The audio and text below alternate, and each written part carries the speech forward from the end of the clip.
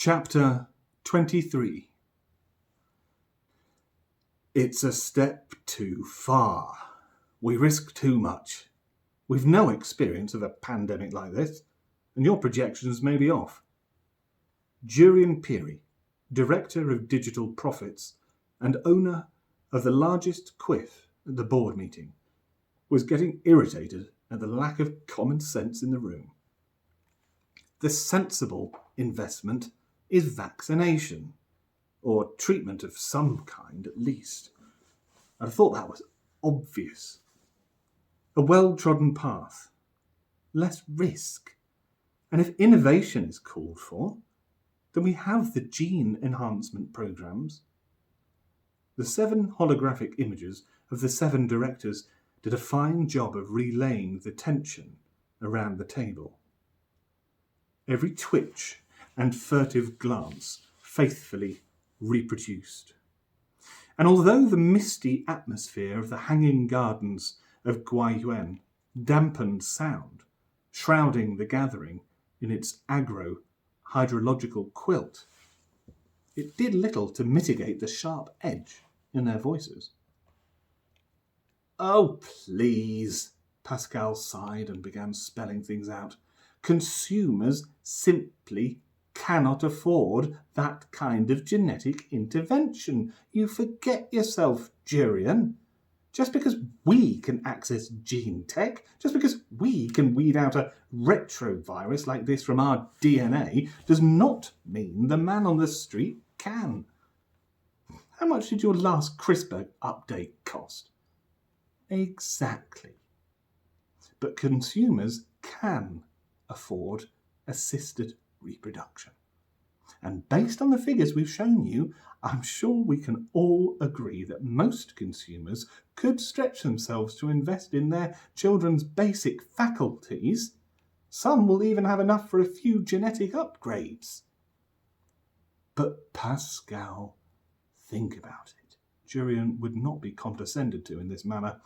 This fertility crisis could hit harder than predicted, which will mean more business at our clinics, Jolanta interrupted. Vindhya, Jolanta, then Kat. Houston pointed at the directors as he named them, listing who would speak next. The meeting was getting heated, and he was doing his best to establish order. Frankly, I'm concerned about the strategy here. Vindhya, the frizzy-haired employee experience director, had made her mind up which side of the argument she favoured. We could lose our entire market within a generation by exploiting such a disaster in this manner. Disasters happen, Jolanta replied in an even tone. We respond to the world as it is, not as we'd like it to be. People have always profited from the misfortune of others. Vindhya, a quick response, then you, Kat. Your assumption that I'm some sort of bleeding heart is very much misplaced. Vindhya tossed a fold of sari over her shoulder in scorn.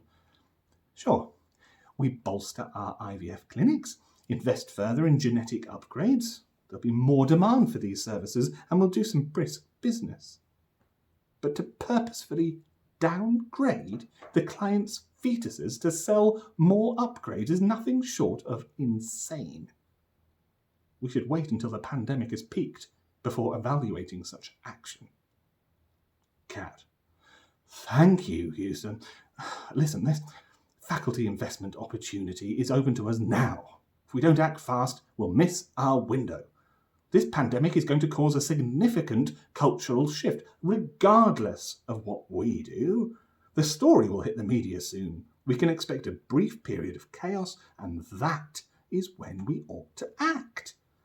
But consumers just will not stand for us downgrading their embryos. Vindhya, think. We'll steer the media and lead consumers to the conclusion that any defects in their fetuses are a side effect of the virus. We'll avoid any moral opposition. will be the heroes of the hour, saving babies and parents alike from an unfortunate future. For a price. We cannot afford to wait. This window will pass. Yes, Cordelia. Have you heard yourselves? The chief operating officer was livid. You plan to hobble our customers' progeny. Have you taken leave of your senses? The gen pop birth rate is going to crash as it is. Downgrading embryos, as you call it, could well take us over an unforeseen tipping point. No matter what your economic bloody models say, are you seriously suggesting we saw off the branch we're sitting on? Bloody fools. The directors boiled over. Half of them leapt to their feet, barking insults and jabbing holographic fingers at one another. Houston Tapley hammered his gavel and bellowed at them as politely and professionally as he could. Mr. Dubas, I implore you, get a grip on yourself. Bang, bang, bang. Compose yourselves. Miss de la Pena, you are a well-intentioned lady, but you must contain these primitive impulses. If medication is required, then administer it without delay. They threw hot words back and forth, but the chairman kept hammering, and the board eventually simmered and took their seats. Although quiet, the atmosphere was anything but composed. Houston struck the gavel a few more times. Okay, thank you. We shall move on. At this point, I will entertain a motion to expand fertility services to include faculty investments. Is there a motion? Yolanta So raised her hand. Is there a second? Second?